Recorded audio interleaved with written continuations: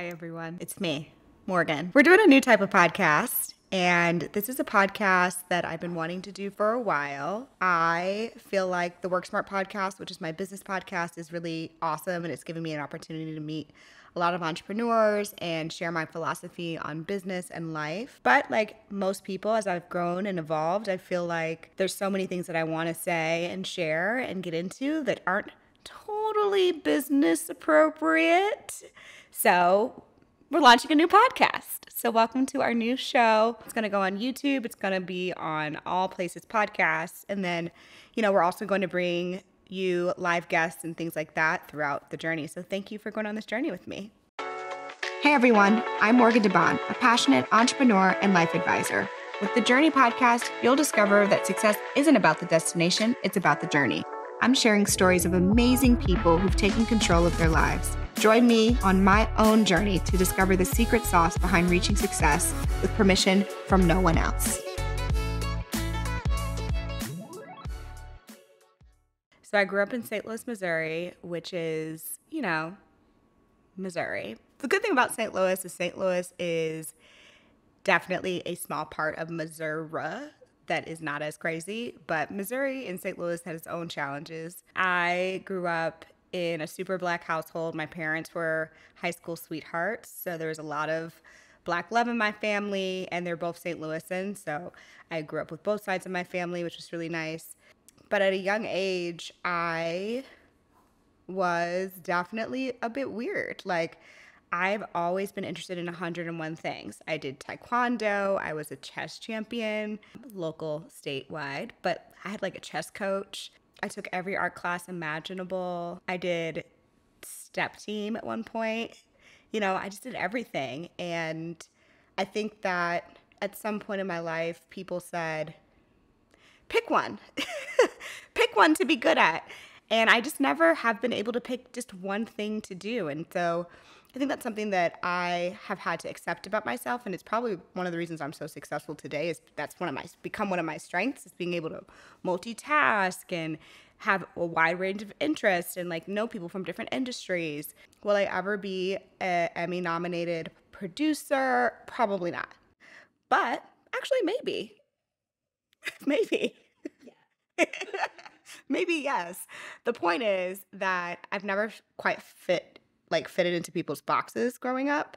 But when I was younger, the things that I really did enjoy, and I think what taught me to code switch a ton was, I lived in the county of St. Louis, which is called Chesterfield, which now has grown a ton. But when I was little, it was like the burbs, and St. Louis has a program which was a desegregation program, which is actually crazy that they had a program that was a desegregation program where kids in the city could enter a lottery to go to the schools in the county because they had better school districts. And I was the county brownie. I was one of very few Black folks. If any kids, maybe my brother and I were the only Black kids at the school that lived in the county that didn't ride the bus. And I just remember just trying to manage that dynamic. And then I got into Gifted, which was a special program within the school. So once a week on Thursdays, you don't sit with the regular class, you go to the Gifted class. So I just had all these things that I was trying to figure out, who I am and where I fit in. And then for middle school, I went to a city school because my parents felt like I was getting too white. So they were like, you're trying to assimilate too much. You're faking who you are. You're trying to fit in too much, and you should just be who you are. So they moved me to a city school and reverse desegged me. So I drove with my dad 45 minutes every day to a city school that was a magnet gifted school. So everybody there was tested. It was super, super smart, but it was super diverse. One of the cool things about St. Louis is that there's a incredible amount of an immigrant community in St. Louis because of different policies, but basically people got dropped off in St. Louis. So surprisingly, incredibly diverse in the city. And I was like, this is so much fun. Now, did I learn anything academically? No. Did I go to detention? Yes. I was trying to fit in in hindsight, my parents were really smart. I was clearly trying to fit in everywhere. So I was trying to fit in, and it was maybe I was in sixth grade, and it was the first year of school. Yeah, it was the sixth grade. My teacher was an older lady.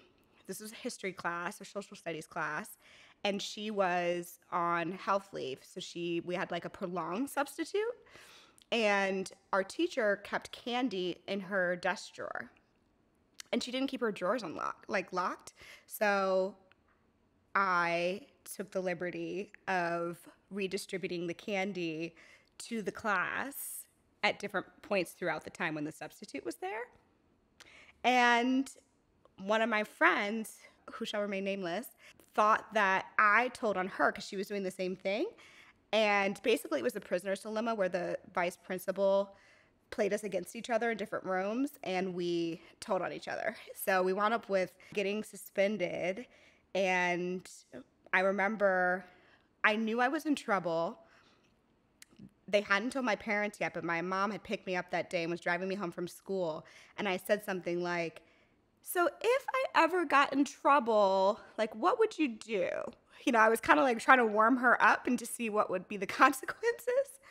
So anyways, yeah, that was a pretty quick thing. And I think at that point, my parents might have been like, are we sure this is the right move for her? Like, is she about to go left? But honestly, it was the first time I had really seen like income inequality, and I had seen, what the school districts not being, St. Louis lost their accreditation a couple years later, which means that, they weren't up to par in so many different ways. I saw the effects of the system. It wasn't for the lack of intelligence. It was the lack of opportunity in the environment. These kids should have been just as successful as anyone else, but the environment just wasn't going to support them getting there. You had to defy so many odds, which was without a home life that was stable. I come from a two-parent household. I just had a lot of privilege economically that allowed me to make it through. But I think that experience definitely helped shape who I was and fostered my entrepreneurial skills. So another thing that happened, any school district, what happens? They start banning stuff. They ban vending machines. They ban sugar. So your girl, Sam's Club was a vibe at the time. So mom would go to Sam's Club. I would buy a bunch of stuff. And then I would start selling it in school, until they made a policy that we can't do that. So I've always been somebody, just trying to honor the people, give the people what they need, buck against the system. Early age Morgan was definitely a trip. So during middle school, because St. Louis lost its accreditation, as a seventh grade, St. Louis, one thing you gotta know about the Midwest and St. Louis specifically, it's run by a bunch of municipalities and really small parts of the city. And the private school system is a dominant force in the city. And so it was fine for me to go to public schools, and that was actually my preference because I wanted to be around all my friends. But when the school district lost accreditation, then my parents decided that I had to go to private school. And in order to get into a private school, they took me out of the hood school and back into the public school system in Chesterfield. Parkway Central is the name of the school for those of you all who are from Missouri. And imagine that. You just left all these people, and they think, where did she go? And then you get put back into that school 2 years later. These are 13-year-olds. I mean, it was not pleasant. So that was a whole nother situation, spending just 1 year as eighth grade. You're supposed to be the king of the castle at eighth grade. I was, it was odd. Had a good time, but had my first boyfriend, all the things. His name was Stacy. Shout out to Stacy and his family. Love you guys. But that was rough. I knew I didn't want to go to high school into that school district, and so I applied to different schools, and I went to an all-girls school for high school. And I went to the all-girls school that my grandmother and my aunts went to, called Rosati Kane, which is closing, which is a whole other problem for another day, another episode. But yeah, I went to an all-girls high school, Catholic, with a uniform and everything. It was scandalous, but politely so, because the Catholic community in St. Louis is strong because, again, immigrant city. So a lot of the cultural norms, like these were kids who went to school together since they were 6, 7 years old, and they have bigger families, 4 or 5 kids plus in the family, at least in the school that I went to. And so they all knew each other from a very young age. Also not super diverse. So we had a class of about 100 people. I'd say there's about 8 to 10 Black girls in my class. What I liked about Rosati and why I loved my experience there was because I could just be me. I didn't have to try to assimilate into any larger groups because everybody was smart. Everybody cared about academics. What you looked like, did it really matter? Like, I used to sleep in my uniform and just roll out of bed. I'm an efficiency person. And who cares, you know? But again, I got thrown into yet another subculture that was foreign to me. You know, I didn't grow up in the Archdiocese community. So I was just learning a lot of things. Like you say Hail Mary 7 times a day. Spanish class, Hail Mary. You know, computer class, Hail Mary. Like, so it was just a new world. It was a new world. The cool thing about going to an all-girls school, though, is that you learn women's history. And you learn about, like, the fearless women. And Christians, as a community, we're all very, like, your principles are love and care and service. So when you throw out all the politics, it is a very centering experience. And I do think it helped reinforce the commitment to having a life of service. Like, just existing is not sufficient. Like, that's not how we're supposed to live. Like, you need to have service incorporated into your extracurriculars, into your how you spend your free time, like how you think about the impact that you want to have in the world. And I am grateful to Catholic school systems for that. What was like some of the wild things you witnessed in Silicon Valley that a little lay person who's not in the mix might be surprised about? Man, I've blocked out so many things about my time in Silicon Valley. It's hard to even remember everything because it just feels, it was so out of this world. I mean, the stereotypical like narratives, and when you read leadership books, they talk a lot about company culture, and they talk about how you have to kind of bleed your company culture, sip the sauce, and indoctrinate your people into it. And I definitely feel like I learned from the best of the best at the company that I worked at, which was Intuit. They are a super old company, but they had figured out how to innovate. And one of the things that I remember distinctly was when you walk into their headquarters, they have the kitchen table that the founder started the company at in the lobby, you know? And that's just like the type of symbolism, which you don't really realize until you're like kind of removed from it. Like, oh man, this was smart. Like, I'm still sipping this sauce. I don't even work there anymore. Like, this is good stuff, you know? And, we had quarterly, I was in a leadership program. We had quarterly meetings with the CEO or the founder. So like even having that access as a 22-year-old was phenomenal. But again, goes to the level of that's how a lot of tech companies run. It's like CEOs have transparency and they interact with everyone, or founders do. So I think that the philosophy is something that I've held on to. But there were definitely some hairy parts. Like, I was small, young. I was in an office. You know, they have a campus. There was an office building that's got like maybe 300 or 400 people in that one office building. One other Black person in the entire building. He was a VP of product, and I was a junior PM. And I was responsible for helping launch this mobile app. Cool. We had a team of engineers, we had product designers, we had UI UX researchers, we had the whole, you know, group. And I remember I was transitioning my hair at the time. So my hair was curly. I was, you know, letting go of my relaxer, and I would sometimes straighten my hair, sometimes my hair would be curly. And there was this one engineer, and I don't think he meant anything by it, but he would just, every time my hair, he would just say like, he wouldn't recognize me. I'm like, what do you mean you don't know who I am? It's me, Jessica.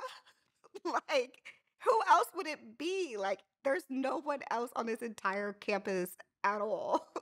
Like, how are you really that oblivious? And he genuinely was. Yeah, like, how can you, what are you talking about? And like, why is this a thing? Like, so it's just stuff like that that makes you second guess yourself, especially when you're trying to fit in and be at a corporate workplace. I remember I used to shop at like Ann Taylor Petites and, you know, all those types of stores that you think are corporate professional. I didn't know what to wear. Like, when I first started in Silicon Valley, I just wore jeans and boots, like booties, And it was not cute.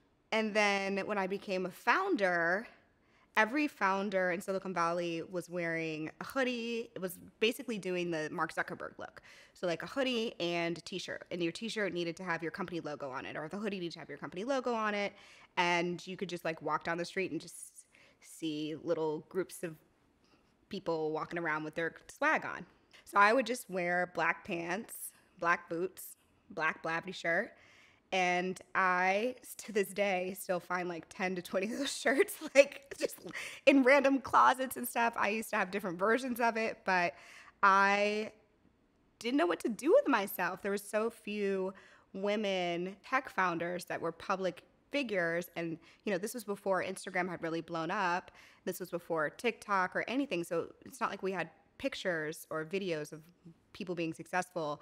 We had TechCrunch, and they weren't covering women founders. So yeah, that was definitely hard. And then I also, I've got hips and booty and boobies. I got a lot going on. So I also was trying to shrink myself in a lot of ways and just blend in and have people just focus on my ideas, my work, the vision that I had for what I wanted to do with Blavity and with life, and not as much on what I look like, what I don't look like. I don't particularly think I have a fashion sense, but now I can afford a stylist. So that's what we do. But I think that one of the challenges that I had as an early founder and as an early CEO, and one of the things that I don't think I was like I have always been a good founder. I will say that. I don't always communicate to my investors, but other than the compliance issues, I'm generally a very good founder. Was I always a good CEO? Not necessarily. And I think in the early days, one of my challenges was that I was trying to emulate the male founder profile, and people would describe me as, she's a shark, she's gonna get it done, don't get in her way, right? And those were good things. That was a good thing for a VC to say about you when they're describing you to other people, is like, no, Morgan's a shark, right? And I embodied that. Just very like, no, yes, no, yes. Boom, boom, boom, boom, boom, boom, boom, boom, boom. This is what we're doing. And that's a very masculine approach to being an entrepreneur and being a founder. And I think once I started to figure out, okay, entrepreneurship is a journey. You're racing against no end.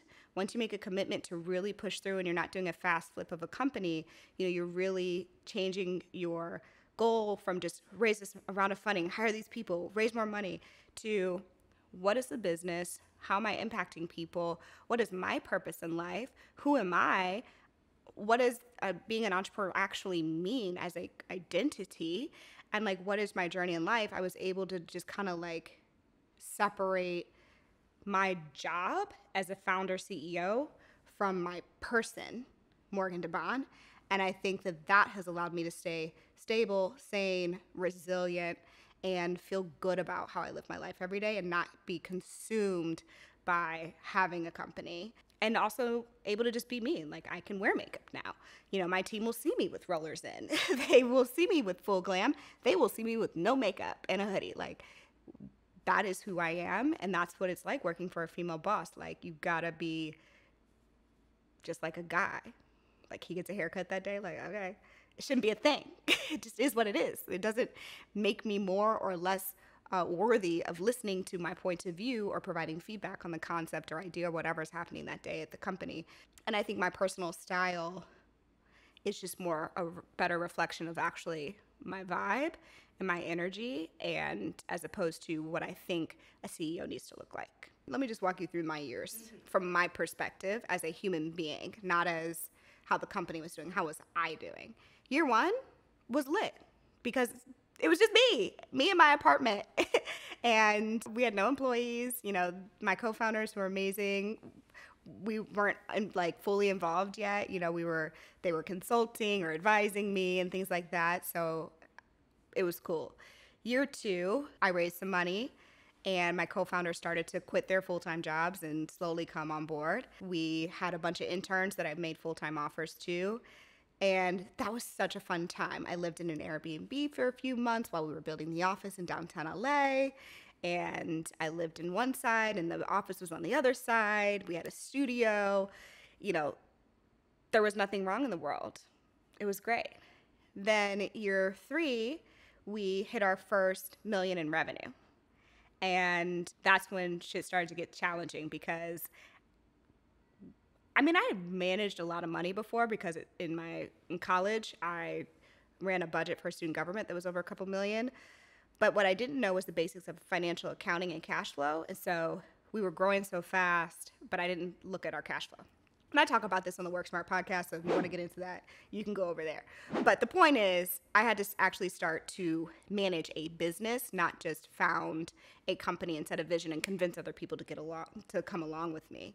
And I think that was the beginning of, okay, I need to get tighter on my skill set of running a business. So I started to read more books. I started to read books about leadership. I started to read books about growing teams. That's really where I focused. I didn't focus as much on this, like the hard skills, because I knew I could hire for technical, people in finance or things to like actually be able to fix those problems. But I needed to be able to identify my own weaknesses and then formulate the right team around me. So then fast forward, year 3, year 4 of business, that's when things started to get crazy because we grew out of our office so fast. We got another office that was 6 times the size, beautiful floor to ceiling windows, downtown LA, Whole Foods right there. Like it was just, every entrepreneur's dream. We couldn't afford that office. But I'm a founder. So I'm like, we gonna grow into it. We started hiring more people. I stopped interviewing every employee, and we made some bad hires. We made some hires for people who live and breathed the culture of what we were trying to be, but were not good employees and weren't people who actually had skills. They were just a vibe, and they were down for the cause, and they had a good experience.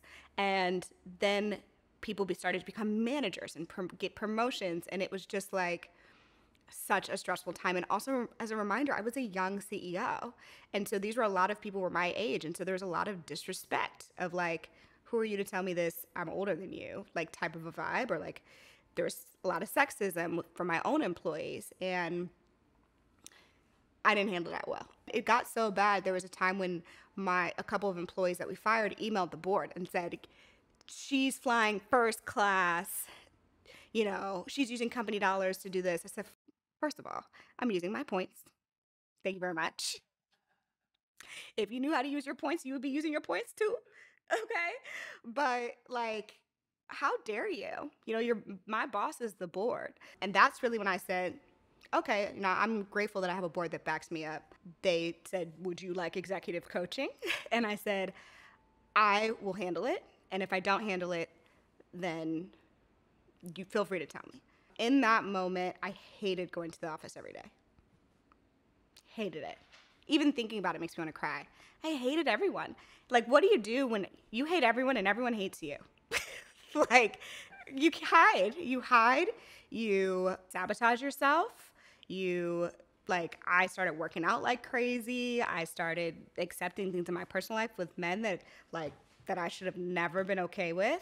Yeah, it was not cute. I mean, it's a classic 26 to 27-year-old situation. Like everyone in their founder or not. Like these are in your 20s, you go through ups and downs and lefts and rights, but it's hard when you're responsible for people's jobs as well.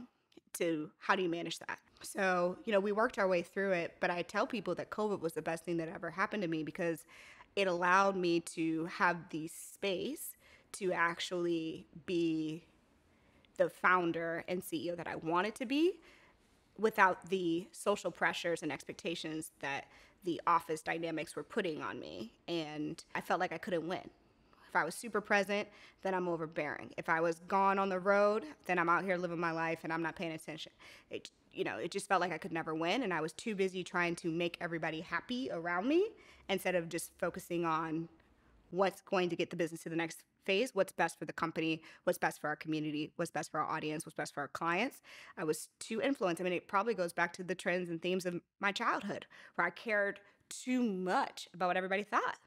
I'm a rule by consensus person. My team knows this. I I love a consensus. I do.